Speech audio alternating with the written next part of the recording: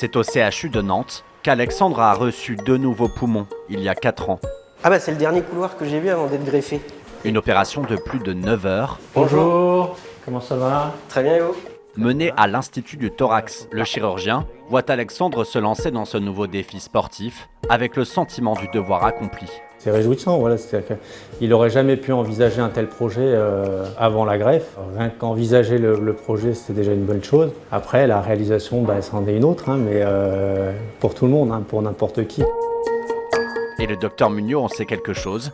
Il a décidé d'accompagner Alexandre dans son marathon.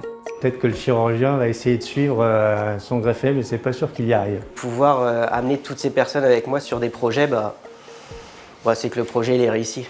Même si on n'atteint pas la ligne d'arrivée, mais on va l'atteindre. Pour que l'histoire soit encore plus belle, il lui faut donc venir à bout de cette nouvelle épreuve. Paris, dimanche dernier, un jour très attendu par Alexandre. Forcément, ça va être, je pense, riche en émotions.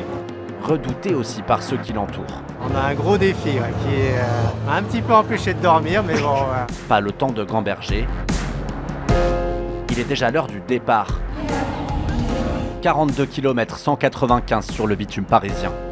Des minutes, des heures où le corps et le mental ne doivent pas lâcher. Ça va, là, c'est pas encore dans le dur. On a fait que 13 km, donc il y a encore un bout de chemin à faire. Puis la douleur prend peu à peu le dessus. Ça fait mal, hein.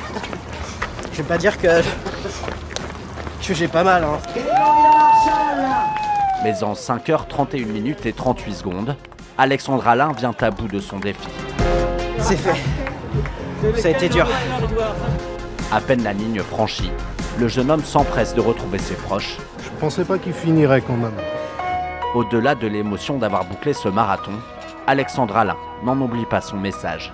Puis le faire avec cette personne qui est décédée et qui m'a fait don de ses poumons, la saveur est particulière, hein. Pendant la course, j'ai regardé plusieurs fois au ciel et forcément elle était là avec moi et je pense qu'on a souffert à deux aujourd'hui.